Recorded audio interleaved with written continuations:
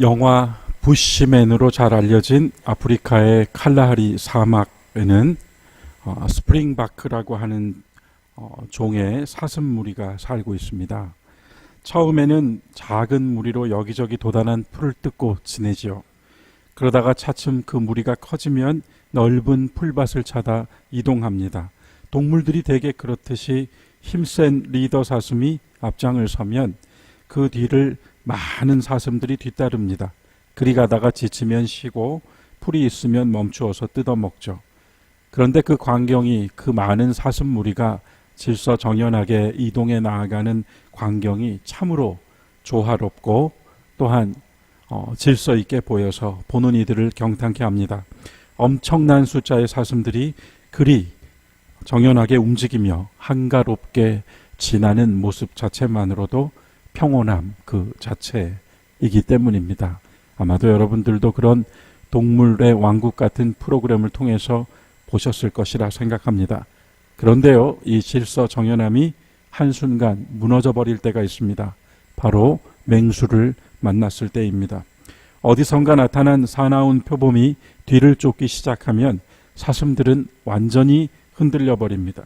서로 살겠다고 대열 가운데로 비집고 들어옵니다. 미친 듯이 다름질하며 서로 부딪히고 서로 상처를 입힙니다. 그때엔 앞서가던 대장사슴도 또 따르던 무리사슴도 모두 뒤섞여 전혀 리더십이 드러나지 않습니다. 한순간 질서는 무너져 내립니다. 그리고 오직 하나 생존 본능만이 아주 무서운 속도를 만듭니다.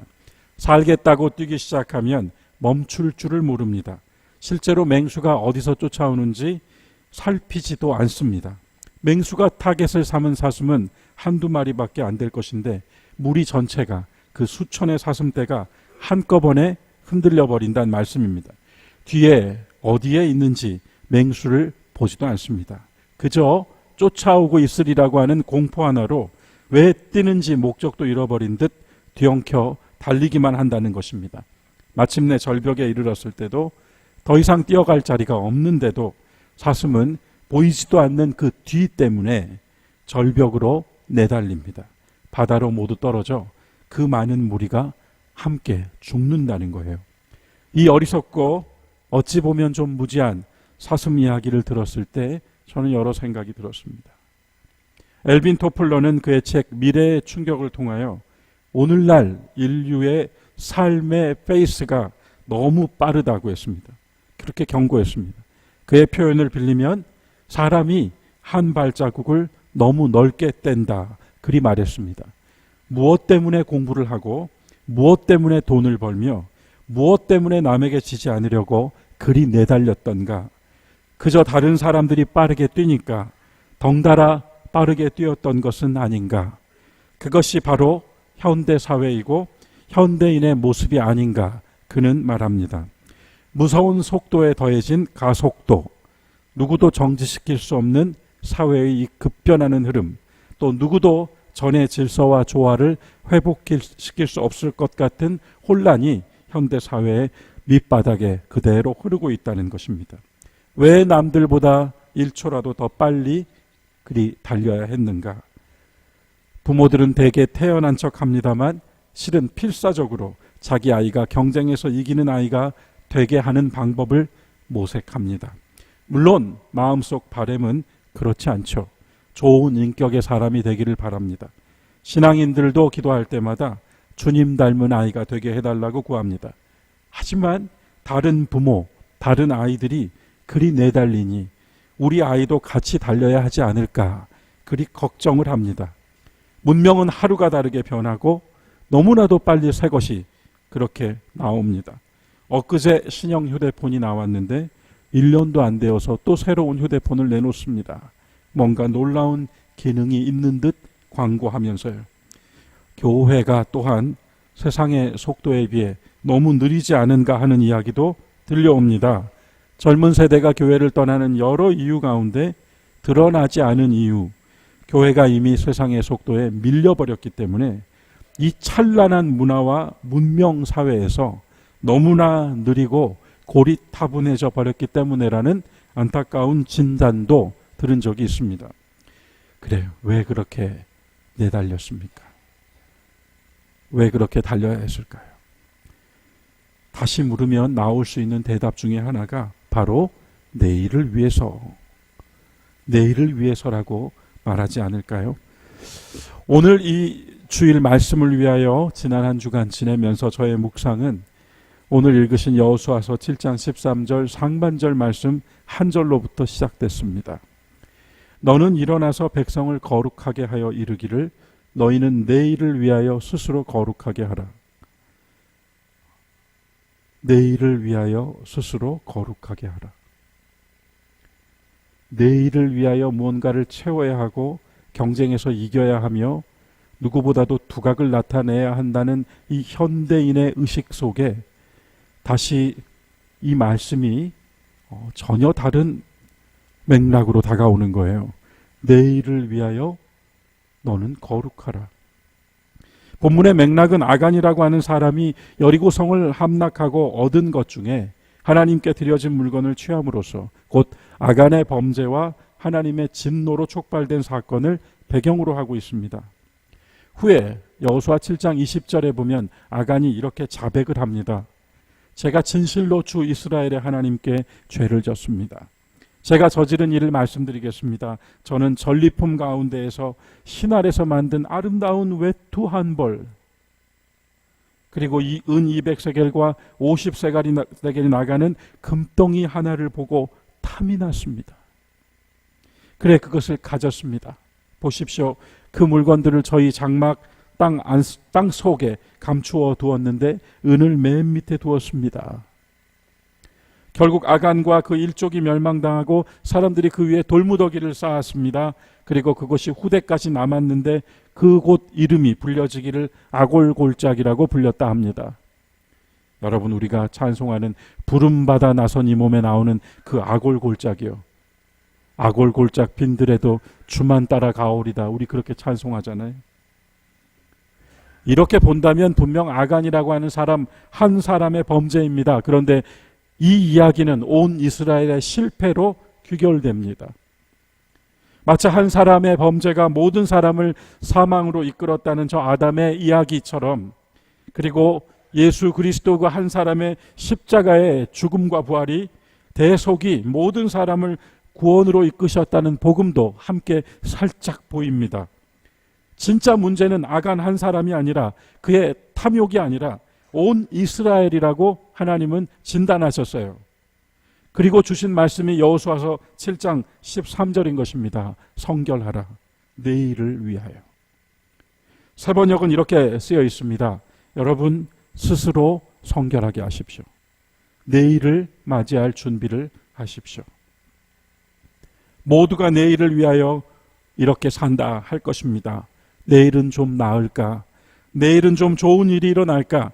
내일은 아니 좋아질 거야 하는 희망이, 그리고 내일은 어제나 오늘 같지 않아야 한다는 그 마음의 바람이 그리 달렸다고 말할 수 있을 것입니다. 그리고 그것은 누구라도 공감하고 받아들일 수 있는 이야기일 것입니다. 그런데 여호수아서 7장 13절에서 하나님께서 주신 이 말씀에 내일을 위하여는 전혀 다르게 새롭게 들려왔어요. 주님은 내일을 위하여 여러분 오늘 거룩하라고 하셨습니다. 모든 것보다 먼저 하나님의 생명으로 거듭난 자녀답게 오늘을 구별하여 살아보라고 하셨습니다. 그래 내일을 맞이할 준비를 하라고 하셨습니다. 내일 그 어떤 다른 성취와 결과보다도 오늘을 깨끗하고 부끄러움 없고 진실하고 정직하게 하나님 앞에서 살아낸 이 오늘을 가지고 내일을 맞이라고 하셨습니다. 한 치 앞도 알지 못하고 살기에 무슨 일이 언제 어떻게 일어날지 모르는 시간 앞에 서 있는 우리들에게 불쑥 맹수가 달려들듯 어떤 어려움이나 시련이나 고난이 찾아들 때 이내 우리도 모든 질서와 조화를 상실해 버리곤 합니다. 혼란에 휘말려 어디로 가는지도 모른 채 내달릴 때도 있습니다. 그런 위기에 맞닥뜨리면 준비되지 않았기 때문일까요? 신앙도 없고 믿음도 없고 기도도 잃어버릴 때가 있습니다. 그런 불행이 종종 우리 가운데 있습니다. 오늘을 스스로 거룩하게 하라 하시는 말씀 안에서 나의 신앙과 삶의 중심을 한번 다시 잡아보라고, 경고히 서는 것으로부터 내일을 기다리라고 하시는 말씀으로 들어봅니다. 이스라엘이 어제 이룬 일은 여리고의 대승이었습니다. 그러나 어제 이뤄낸 그 여리고의 대승은 오늘 아이성의 승리로 이어지지 않았습니다. 7일 동안 성을 하루에 한 바퀴씩, 마지막 날은 7바퀴 도는데 제사장들이 나팔을 불고 여호수아가 명령하죠. 외치세요. 주님께서 우리에게 이 성을 주셨습니다 라고 말할 때 여리고 성은 무너져 내렸습니다. 이스라엘은 하나님의 법궤를 앞세우고 갔지요. 하나님의 말씀이 적힌 돌판과 만나와 아론의 쌍난 지팡이가 든 그 법궤 말이에요. 그 법궤는 분명 그 시대 속에서 하나님의 임재, 하나님이 우리와 함께 하신다는 믿음의 표현이었습니다. 그걸 앞세워 성주위를 돌았을 때, 명령에 따라 소리쳤을 때 그 견고한 성 여리고가 무너져 내렸다는 이야기는 신비로운 말씀이죠. 지상의 어떤 전쟁사에도 이런 이야기는 없을 겁니다. 그때의 저주대로 여리고는 지금도 초라하기 이를 데 없는 아주 작은 성읍에 불과합니다. 그리고 나서 여호수아는 다시 여리고에서 베델 동쪽에 아이라고 하는 성을 점령하기 위해 정탐꾼들을 보냈습니다. 거기를 보고 돌아온 사람들이 말해요. 아이 성 참 작습니다. 사람 수도 많지 않습니다. 백성이 다 갈 필요가 없습니다. 2-3천 명만 올라가도 되겠습니다. 백성들 수고하게 하지 마십시오. 백성들 쉬게 하십시오. 정탐꾼들이 그리 말했어요. 그리고 결과는 참담한 패배였습니다. 비탈로 내리쳐 도망쳐 내려가는데 아이성 사람들이 그 내리막길까지 쫓아와서 모조리 치더라는 것입니다. 그래 그 본문에서 하나님 말씀이 백성의 마음이 녹아 물같이 되었다. 마음이 녹아서 물같이 되었다. 여러분 혹 이런 순간들이 있지 않았습니까? 여호수아가 옷을 찢고 이스라엘의 장로들과 함께 법궤 앞에서 하루 종일 해가 질 때까지 아무 말도 하지 않고 티끌을 머리에 뒤집어 쓰고 침묵했습니다. 그리고 나서 마침내 해가 질 때 나와서 기도합니다. 슬픕니다. 주님, 어찌하여 이 백성을 인도하셔서 우리를 아모리 사람의 손에 멸망시키려고 하십니까? 내가 무슨 말을 하겠습니까? 주님의 크신 이름을 위하여 어떻게 하시겠습니까? 라고 그가 기도했어요. 다시 말하겠습니다. 어제 여리고의 승리는 오늘 아이성의 승리로 이어지지 못했습니다. 그러나 이스라엘은 어제 여리고의 승리를 가지고 오늘 아이성과 싸우려고 했습니다. 그러나 하나님 허락하지 않았습니다. 여호수아는 위대한 지도자였지만 아간의 범죄를 그는 알지 못했습니다. 이스라엘 백성 안으로 스며들어온 불의와 타락을 그는 보지 못했습니다. 하나님의 말씀보다 물질이 더 좋아 보였던 그 욕망을 어찌하겠습니까? 그 탐심을 그들은 알지 못했습니다. 어제는 어제고 오늘은 분명 오늘일 것입니다. 그러나 겨우 여리고서의 승리 한 번으로 그것도 자신들이 싸운 것이 아니었죠.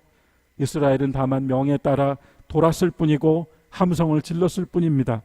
그들이 돌고 있을 때 하나님께서 싸우신 거죠. 벌써 지난 때를 잊어버렸는가? 배고픔과 주림을 잊어버렸는가? 정의와 진실을 향한 목마름을 잊어버렸는가? 그토록 열심히 무언가를 해보려고 했던 열정을 잃어버렸는가? 주님께서 기도를 가르치시면서 일용할 양식을 우리에게 주옵소서라고 그리 기도하게 하신 것도 그런 뜻 아닐까요? 어제가 아니라 오늘을 살 수 있도록. 어제 아침에 하늘로부터 내린 만나가 아무리 맛있어서도 어제의 만나는 오늘 먹을 수 없습니다. 오늘 먹을 양식이 되지 못했습니다. 이미 썩었거든요. 거룩하라 하시는 이 말씀을 오늘 저는 우리 모두에게 주시는 말씀으로 이 사순절 기간에 다시 붙잡으려 합니다. 물론 이 말은 단어의 뜻으로만 본다면 구별됨이라고 하겠지요. 그리고 아간의 범죄를 처리하라는 명령으로도 들을 수 있습니다. 하지만 우리는 21세기를 살고 있습니다. 여러분 오늘 이 시대 속에서 그 날마다 나오는 뉴스들 가운데에서 어디 대중음악하는 사람들만 그렇겠습니까? 권력을 가진 사람들이 대중의 지지를 받으면서 그것을 가지고 오히려 자신의 멋을 채우려고 얼마나 부정부패하고 있습니까? 그 속에서 오늘 내 삶 속에 거룩이란 무엇일까요?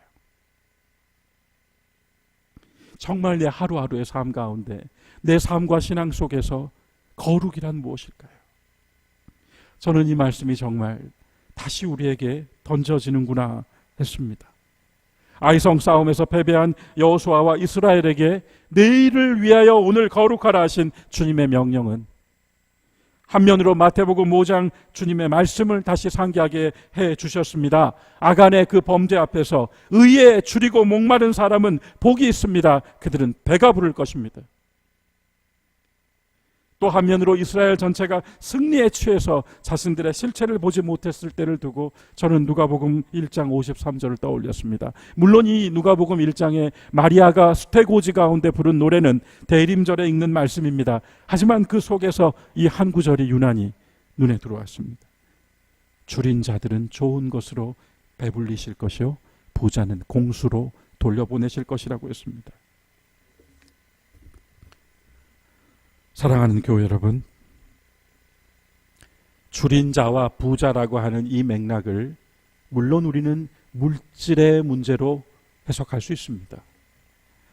배고픈 사람과 부유한 사람에 대한 하나님의 판단으로 읽을 수도 있습니다. 그러나 혹 그렇게만 읽는다면 이 말씀 속에 담겨있는 더 깊은 영적 메시지를 잃어버릴지도 모르겠습니다. 누가 정말 부자이고 누가 정말 줄인 자입니까? 오늘 우리 시대 속에서 누가 부자이고 누가 목마른 사람입니까?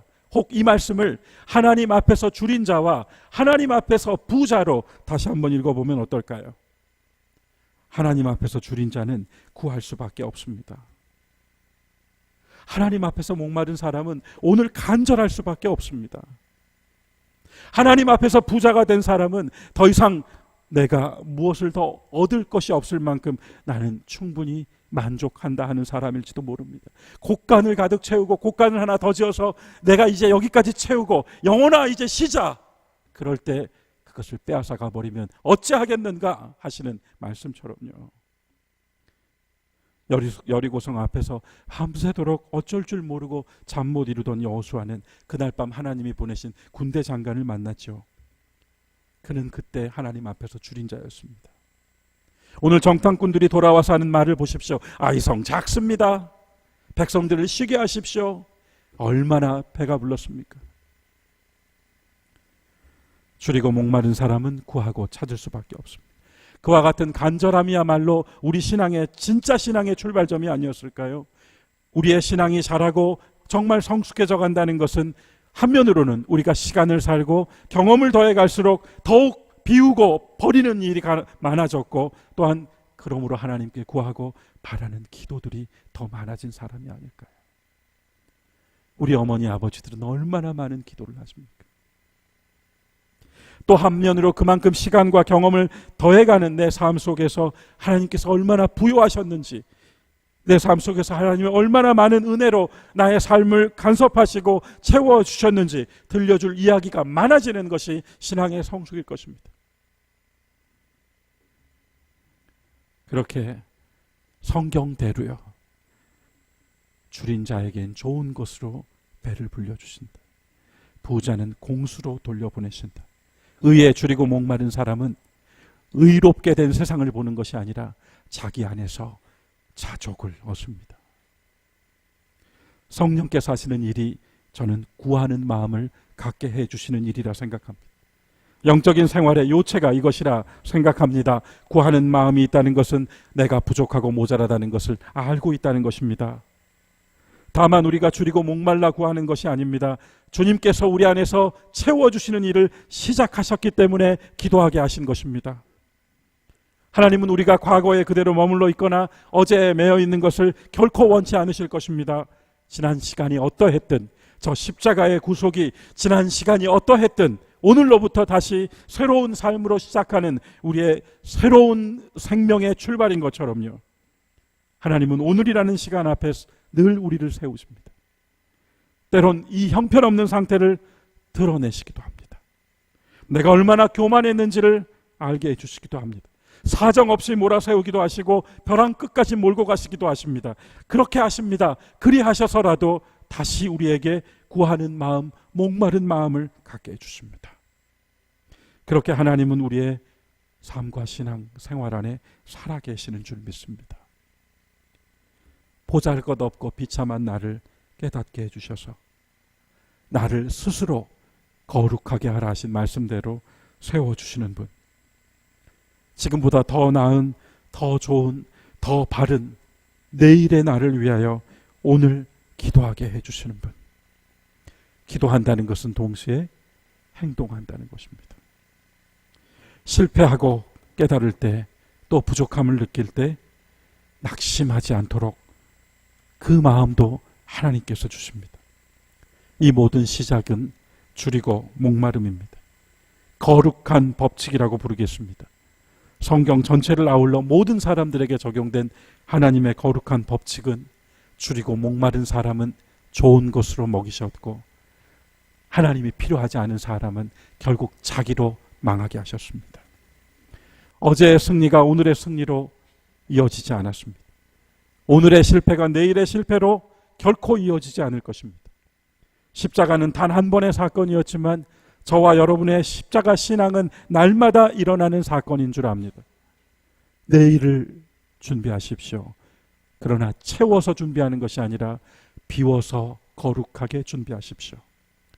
사순절은 약함과 무능, 육신의 방해와 교만으로 가득 찬 죄인된 나를 보게 하시는 시간이 아니라 그 나를 구원하시는 주님의 십자가와 그 사랑의 주님을 보게 하시는 시간입니다. 그로써 여전히 유효한 하나님의 사랑을 우리가 받아 담을 수 있도록 자신을 비우게 해주시는 시간입니다. 살아있는 믿음으로 바로 설 수 있도록, 그렇게 내일을 맞이할 수 있도록, 내일 내가 혹 아무것도 가진 것이 없을지라도 내가 오늘 하나님 앞에 거룩하게 진실되게 섰던 이 삶으로 내일 떳떳하게 주님 앞에 설 수 있도록, 어제는 오늘을 사는 힘이 아니라 내일이 바로 오늘을 사는 이유가 된다면 주님은 분명 오늘, 내일을 준비하는 우리들에게 일용할 양식이 되어 주실 것입니다. 주님의 일용할 양식을 얻으시며 내일을 맞이하기 위하여 오늘 스스로 거룩하라 하시는 말씀을 붙들고 또 사순절 한 주간 기도와 경건으로 사시는 교우 여러분 되시기를 주님의 이름으로 축원합니다. 기도하겠습니다. 이 목마름과 주림은 다만 나에게서 나온 것이 아니라 이것을 채워 충만케 하시려는 주님의 일하심을 고백합니다.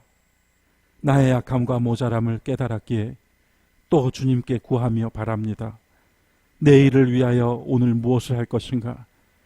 앞만 보고 달렸던 삶을 돌이키고 오늘 하나님 앞에 나를 세워 온전하고 거룩하고 참된 삶의 자세를 다시 한번 정립하는 우리의 사순절이 되게 하여 주시옵소서. 주님 한 치 앞도 알지 못하고 살지만 우리의 내일을 이미 주님께서 준비하시고 이끌고 계심을 믿고 나아가는 우리 모든 초동의 교우들이 되게 하여 주시옵소서. 아버지 하나님, 허망하여 넘어지지 않게 하시고 꽉 채워진 주님의 은혜로 살아가는 우리 모든 믿음의 사람들이 되기를 원하오며 예수님의 이름으로 기도드리옵나이다. 아멘.